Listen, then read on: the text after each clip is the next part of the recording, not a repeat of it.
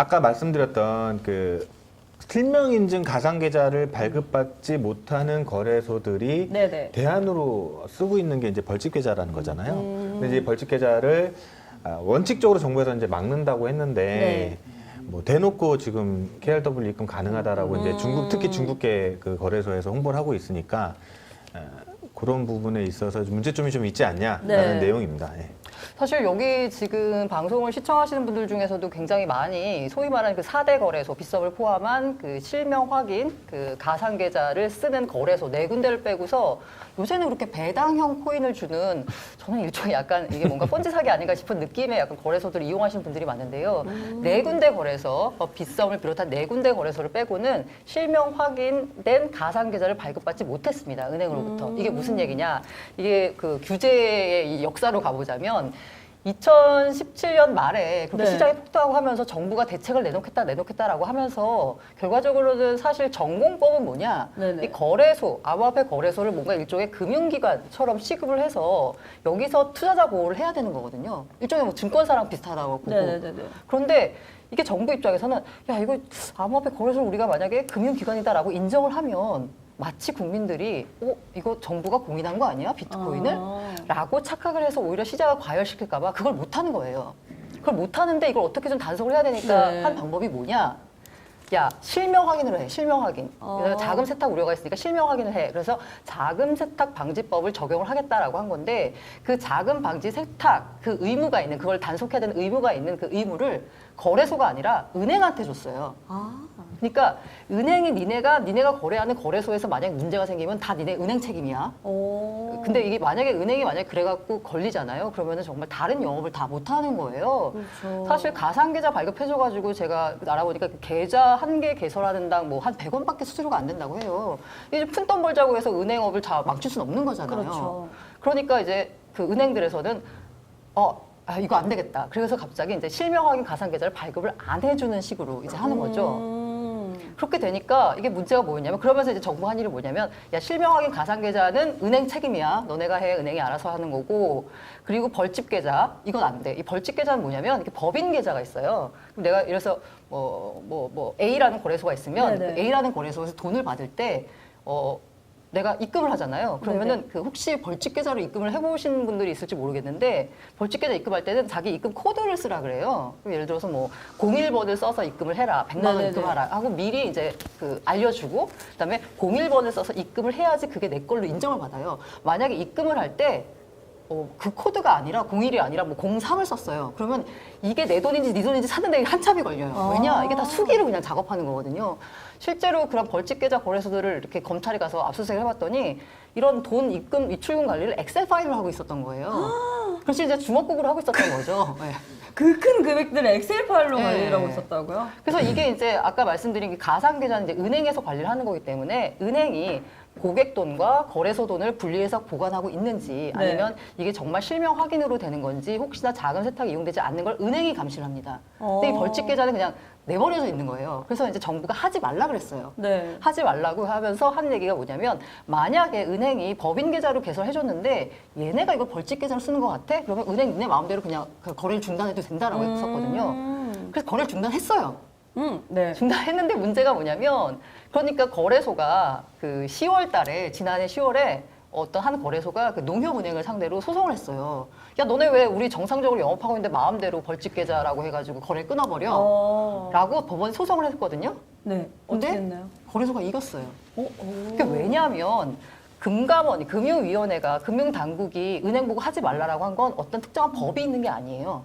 그냥 하지 말았으면 좋겠다라는 일종의 행정지침, 행정지도였거든요. 그래서 법원의 판결이 행정지도로 해가지고 이걸 막는 거는 뭐 사유재산권 침해다라는 생각에서 이겨버리니까 그다음부터 은행이 어떻게 할 수가 없는 거예요. 지금 2심 가 있긴 한데 네네. 그 판결이 나오기 전까지는 거래소가 벌집 계좌를 쓰건 뭐 어떻게 하건 아무 문제가 안 되는 거예요. 그래서 제가 금융감독원에 있는 그 이제 담당하는 팀장님하고 통화를 해봤더니 네.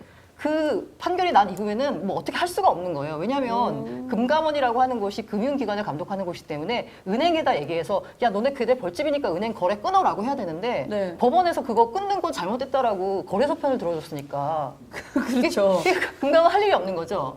그래서 지금 현재 지금 그 국회 계류 중인 법이 하나 있는데요. 네네. 그게 이제 자금 세탁 방지 의무를 은행이 아니라 거래소에 지우는 이 법이 이제 올라가 있거든요. 근데 이 법이 통과가 안 됐기 때문에 네. 금감원은 거래소를 단속할 수 있는 그 어떤 권한도 없는 겁니다. 그러다 보니까 이렇게 무법천지로 내몰려 있는 상태고요. 이 돈이 벌집 계좌로 들어갔으면 내가 만약에 이설 씨한테 이렇게 네. 돈을 보내잖아요. 100만 원을 네, 보냈어요. 그러면은 감사합니다. 네, 주세요. 그래서 이제 100만 원을 이제 이설 거래소에 보내가지고 네네. 야, 이 100만 원을 가지고 이제 나는 투자를 할 거야라고 하는데 문제는 뭐냐면 이 벌집 계좌로 했을 때 이 이설 계좌는 이설 네. 거래소 계좌는 이 법인 계좌예요. 여기 돈이 들어가면 내 돈이 아니에요. 그렇죠, 못 쓰죠. 거래소 마음대로 할 수 있는 네. 거예요. 그래서 이 그 투자자들이 갖고 있는 거는 출금할 수 있는 권한이 아니라 출금 권한을 갖고 있는 거지 실제로 출금을 못 해요.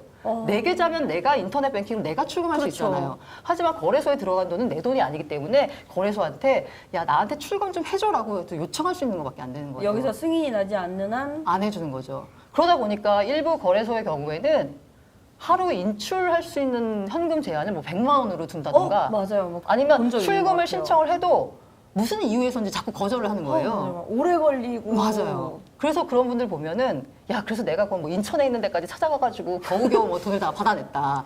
이제는 안녕 이런 거래소와 뭐 이렇게 말씀하시는 분들이 있는데 그게 왜 그러냐를 이제 뭐 의심해 볼 만한 정황은 뭐냐면 투자자들한테 받은 이 현금을 네, 아마 딴 데 썼겠죠. 그렇겠죠. 썼기 때문에 그 유동성이 딸리기 때문에 현금을 찾으려고 한 사람들한테 현금을 제때 못 내주는 거죠. 거의 무슨 카드 돌려막기 하는 것처럼. 근데 이제 그 부분 네. 때문에 정부에서 라고 의심할 수밖에 없는데 이거에 대해서 정부가 지금 어떤 손도 못 쓴다는 거예요. 지금 근데 이제 현재로서는. 직금 계좌하고 운영 계좌를 네. 명확하게 분리해라라고 지침을 하진 않았나요?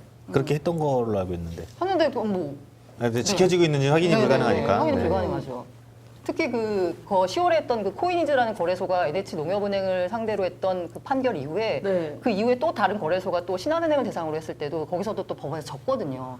다 거래소가 이겼어요. 그렇기 때문에 이걸 뭔가 제도화하려면 네. 법을 만들어야 되는 거예요. 지금 행정 지도 가지고 그냥 금융당국이 원래 자기들 관할권에 있는 은행을 협박해서 야 너네 우리 싫어하니까 이거 좀 하지 마.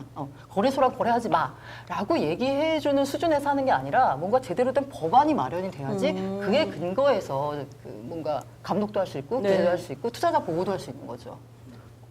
외도님 주무시는 거지? 아니에요. 그래서 제가 너무 약간 이거 기사 쓰면서 약간 너무 흥분했는데 화가 많이 나셨어요, 지금. 그게 아니고 이제 저는 네. 저도 이제 그런 생각이에요. 사실 방송 보면서 맞는 말이지 그냥 이 생각만 하고 시청자의 있어요. 입장이 되셨어요, 네. 지금. 왜냐면 사실 중형거래소들이라고 이제 이야기를 하죠. 네네. 네, 중형거래소들이 벌집 계좌, 하여튼 이제 계좌를 이렇게 입금을 되게끔 해서 법인 계좌를 이렇게 봤는데 뭐 아까 말씀하신 출금이 늦는 경우도 뭐 돌려막기라고 말을 의심할 하는데 수밖에 없죠. 예, 좀 출금이 늦는 건 사실이에요. 근데 이제 보면 고객들한테 입금받은 돈보다 확실히 돈이 적은 경우가 좀 있어요. 네, 뭐 그렇게 의심이 되죠. 네, 의심이 되는 경우도 그러니까 이제 의심을 많이들 하시죠. 네, 출금이 늦으니까.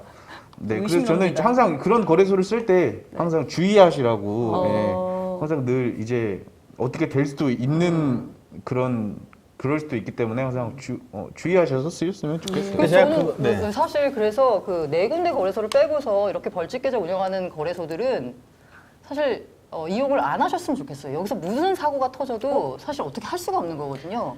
그리고 하루아침에 네. 이 거래소가 내 돈을 잘 관리해 줄 거야라는 건 나의 믿음뿐인 거죠. 그 거래소 측의 의무는 아닌 거예요. 생각해보니까 저도 벌집 계좌를 어. 사용해 본 적이 있는 것 같아요. 그 이제 한창 이제 회원을 안 받고 이제 그 입출금이 네네네, 막혔을 때 네. 있잖아요. 그때 이제 잠깐 제가 귀가 좀 팔랑팔랑 해가지고 어느 분께서 이제 소스를 되게 이게 요때 사면 좋을 것 같다는 정보를 한번 들어본 적이 있는데 굉장히 고민했다. 아주 조금이 사고 싶은데 거래가 안 되더라고요. 그렇죠. 그래서 막 검색을 했더니 어디는 된다 뭐 이렇게 막 나오더라고요. 네네네. 그래서 했는데 너무 불안한 네, 거예요. 맞아요. 내 돈을 못 받으면 네. 어떡하지라는 불안감이 전 바로 빼가지고 네. 옮겨놨거든요. 그래서 보면 아까 어. 네 군데 거래소가 어디냐라고 했는데 네. 빗썸, 업비트, 코인원, 코빗 이게 네 군데입니다.